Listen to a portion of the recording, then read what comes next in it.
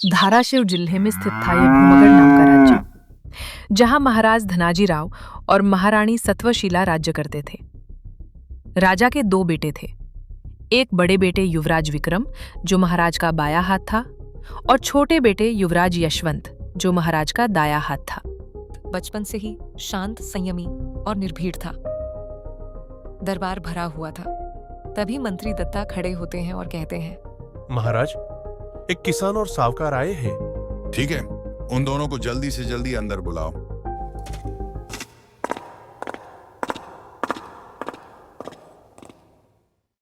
सुनो, तुम दोनों, तुम्हारी जो कोई तकलीफ है तो महाराज को बताओ।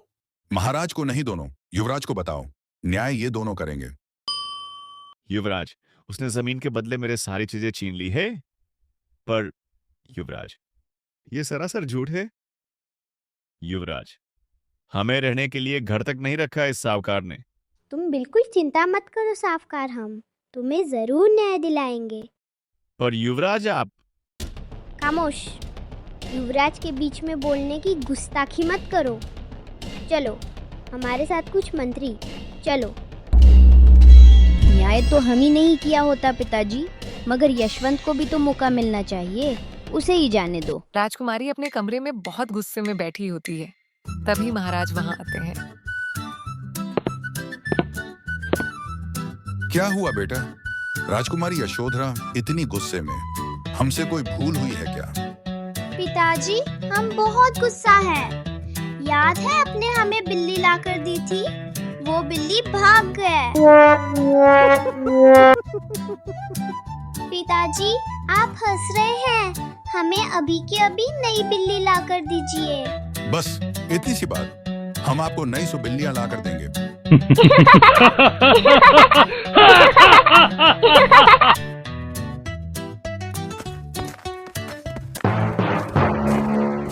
युवराज यशवंत किसान और मंत्री के साथ सावकार के घर जाते हैं। युवराज, आप छोटे हैं। आपके निर्णय पर मेरी जिंदगी टिकी है। क्या तुमने सावकार को कोई सोने की चीज दी थी, जैसे अंगूठी और उसकी जरूरी निशानी? हाँ युवराज, मेरे जिंदगी भर की कमाई का सोने का हार, जिस पर मेरी बेटी ने प्यार से लाल नकली मोती लगाया है। ए किसान, तुम यही रुको, शायद उसकी पत्नी तुम्हें पहचान ले। युवराज के निर्णय पर भरोसा रखो, हम दोनों जाते हैं को।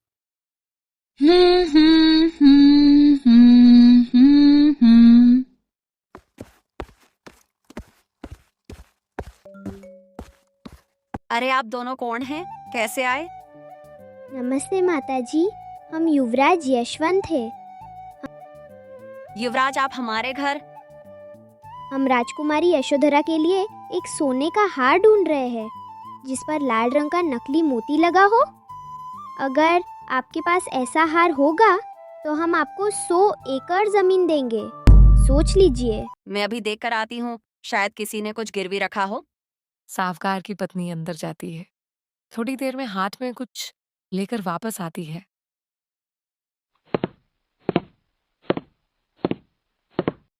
युवराज, ये तो वही हार है। युवराज, आपने कहा था कि आप 100 एकड़ जमीन देने वाले हैं। जी, इन्हें हमारी 100 एकड़ जमीन दे दी जाए और इनके पति का हमारे तया खाने में अच्छे से बंदोबस्त किया जाए। चलिए, हम चलते हैं। सावकार की पत्नी को कुछ समझ नहीं आता। समय बीतने लगा।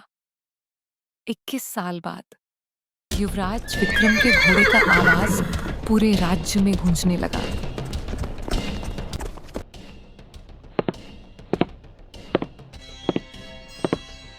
अरे विक्रम, कहाँ गए थे तुम? दिन भर बाहर ही घूमते रहते हो। विक्रम नहीं, राजकुमार विक्रम। अपनी तमीज में रहो समझे। आइंदा से मुझे अपनी शक्ल मत दिखा। ऐसे बन गए थे युवराज विक्रम, हमेशा गुस्सा और मुझसे श्रेष्ठ कोई नहीं।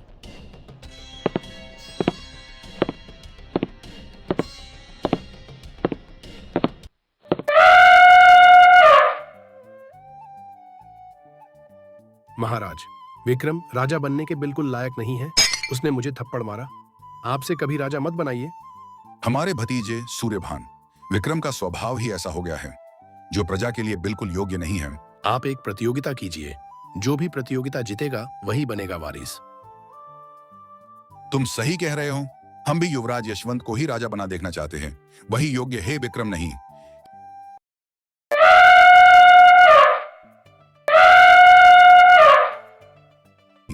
ये हाथी विक्रम का है, उनकी बुराई सुन नहीं सकता, इसलिए गुस्सा है। शायद तुमने हमें अच्छा उपाय दिया है। अपनी खूबसूरती से चांद को मात देने वाली राजकुमारी। वो जानती है कि कब अदब से बात करनी है और कब गुस्से से। दासी, दासी,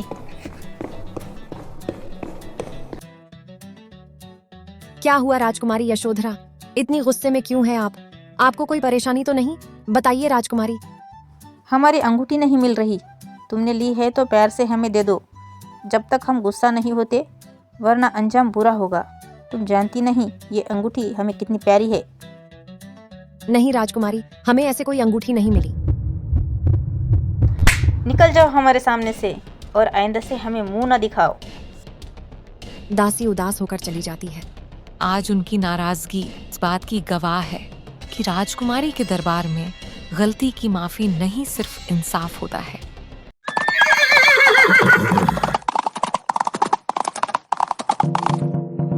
भूमगढ़ के दो मजबूत स्तंभ, एक अन्याय का गाल तो दूसरी न्याय की मशाल। रास्ते में दो गरीब पति पत्नी उदास बैठे होते। यशवंत और यशोधरा वहां जाते हैं। क्या हुआ काका काकी, आप इतने उदास क्यों लग रहे हो? बेटा, कर्ज में डूबने के कारण हमें घर नहीं रहा, ना ही हमने कुछ खाया है। काका, अपनी आंखों में आंसू मत लाइए। जब तक आपके इस बेटे के हाथ में रियासत की कमान है, भूमगढ़ में कोई बेघर नहीं रहेगा। सुनो सिपाहियों, जल्दी से जल्दी इनका रहने का बंदोबस्त कीजिए। हमारी मदद करने खुद भगवान आए हैं। बहुत बहुत धन्यवाद। राजकुमारी के एक इशारे पर सिपाही अपने हाथों में पैसों से भरी थैली लाता है। राजकुमारी थैली उस महिला को दे देती है। भैया, घर का इंतजाम तो कर ही देंगे, लेकिन इस छोटी सी भेंट से आपके खाने पीने की भी व्यवस्था हो जाएगी। धन्यवाद राजकुमारी, आपका और युवराज का उपकार हम जिंदगी भर नहीं भूलेंगे। चलिए भैया, चलते हैं। क्या हुआ भैया? गुस्सा जितना नाक पर रहता है, दया उतनी ही तुम्हारे खून में है। क्यों यशोधरा? भैया, आपकी तलवार की धार और मेरे शब्दों की ललकार, यही तो हमारे राज्य की ढाल है।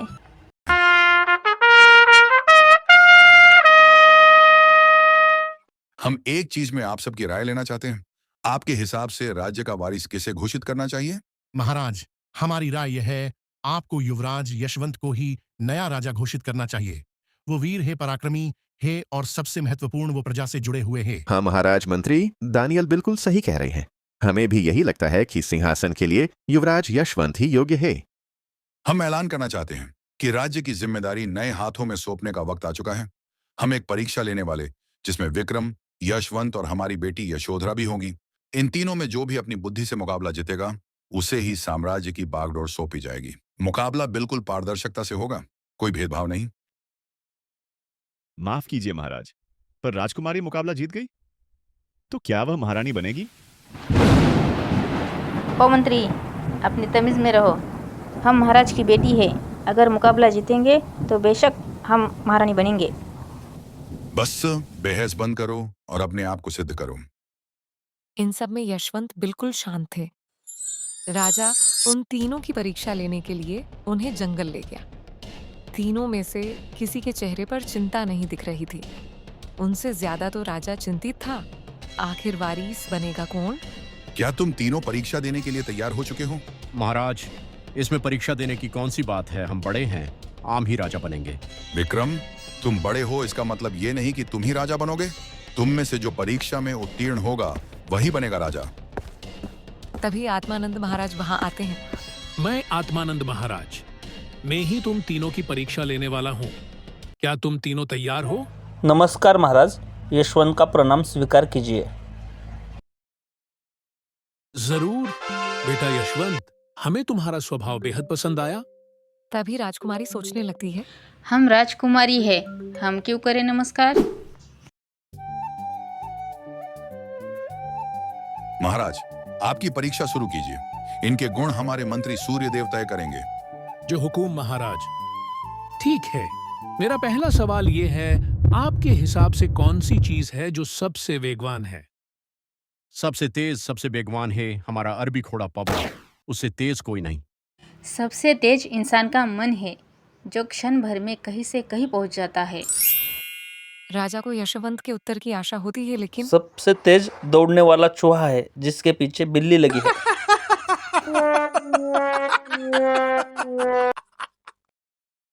यशवंत, ये कैसा जवाब हुआ? क्या तुम अपने जवाब पर स्थिर हो? हाँ महाराज, हम हमारे उत्तर पर स्थिर है। ठीक है, मेरा अगला सवाल है कि इंसान का सबसे बड़ा शत्रु कौन सा है? इंसान का सबसे बड़ा शत्रु सुबह जल्दी उठना। मेरे हिसाब से सबसे बड़ा शत्रु होता है दूसरे देश का राजा। इंसान का सबसे बड़ा शत्रु उसका अहंकार होता है। अब आपका तीसरा और आखिरी सवाल, सबसे मीठा क्या है? सबसे मीठी करेले की सब्जी होती है, मैंने खुद खाई है। महाराज, सबसे मीठी होती है दोपहर की नींद। हम रपेट लगा कर आते हैं, तब सो जाते हैं, बहुत मीठी नींद आती है। सबसे मीठी इंसान की वाणी होती है, जिससे पूरी दुनिया जीती जा सकती है। महाराज, इनकी परीक्षा हो चुकी है, अब निर्णय आपका। महाराज, मेरी माँ ने तो इन तीनों में से किसी को राजा मत बनाओ। असल बात पर आए तो युवराज यशवंत वीर पराक्रमी शांत है। यशोधरा तीरंदाजी में माहिर है और उन्हें गुस्सा बहुत आता है। विक्रम बेहद शक्तिशाली है, वो बैल को भी गिराते हैं। इस परीक्षा के निकाल में यशोधरा वारिस कहलाती है। पारदर्शिता से जाए तो राजकुमारी जीत गई है। अब आगे आपकी मर्जी। ठीक है, हम ऐलान करते हैं कि भूमगढ़ राज्य की नई महारानी राजकुमारी यशोधरा ही होगी।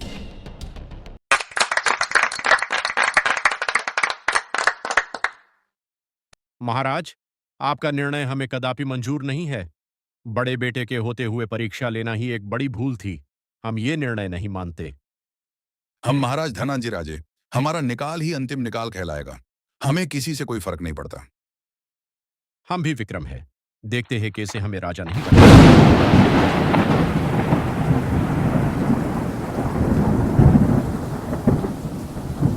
दूसरे दिन दरबार में पूरा सन्नाटा होता है।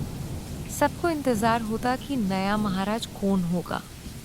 हम जानते हैं कि आप सब किसका इंतजार कर रहे हैं। तीनों की परीक्षा हो चुकी है। आपको निर्णय महारानी सत्वशीला बताएगी। हम जानते हैं कि निकाल सुनकर आप सबको हैरानी हो सकती है, लेकिन हमें निकाल बताते हुए बेहद गर्व हो रहा है कि भूमगढ़ की नई महारानी है यशोधरा। राजकुमारी, आगे आइए। मैं यशोधरा ये शपथ लेती हूँ कि मेरा हर कदम, हर निर्णय भूमगढ़ की खुशहाली के लिए होगा। जिस तरह सूरज अपनी चमक नहीं छोड़ता, वैसे मैं आपका साथ नहीं छोड़ूंगी। मंत्री, राज्य में सबको बता दो कि यशोधरा नई महारानी है।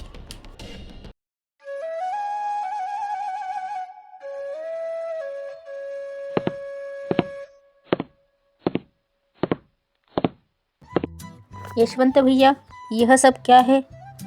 महाराज के सामने इतने हास्यास्पद उत्तर क्यों दिए? मूर्ख बने रहना कभी कभी समझदार होने से ज्यादा आसान होता है यशोधरा। मजाक छोड़ो यशवंत भैया, तुमने जानबूझकर गलत जवाब दिए। तुम विक्रम को जिताना चाहते थे। भैया, इसमें हंसने वाली कौन सी बात है? मैं सही कह रही हूँ ना? विक्रम हम दोनों से बड़े हैं, राजा उन्हीं को बनना चाहिए। बात बड़े या छोटे की नहीं है। विक्रम भैया इस सिंहासन के लिए बिल्कुल सही नहीं है। मैं अभी महाराज को जाकर बताती हूँ कि आपको राजा बनाए और मुझे सेनापति। यशोधरा, ऐसा मत करो, रुक जाओ।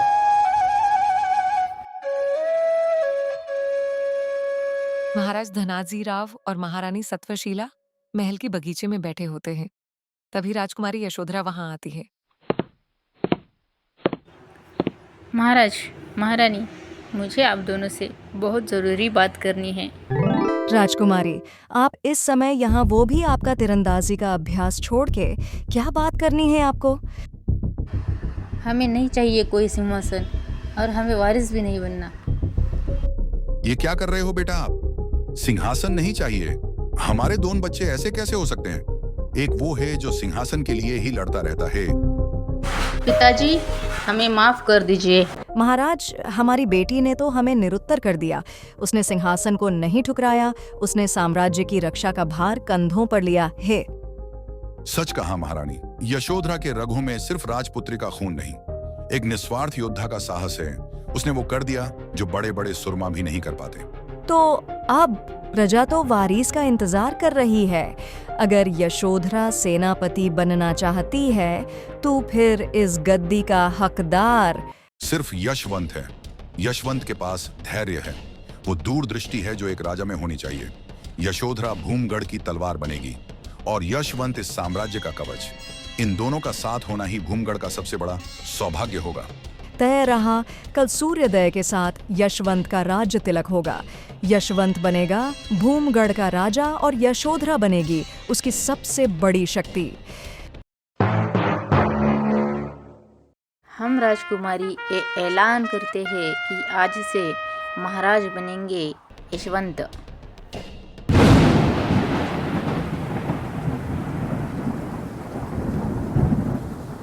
हम ये निर्णय किसी के दबाव में आकर नहीं, खुद से ले रहे हैं।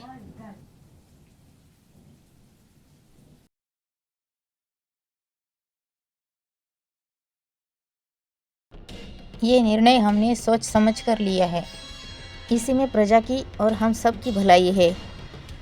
आज से महाराज युवराज यशवंत ही होंगे।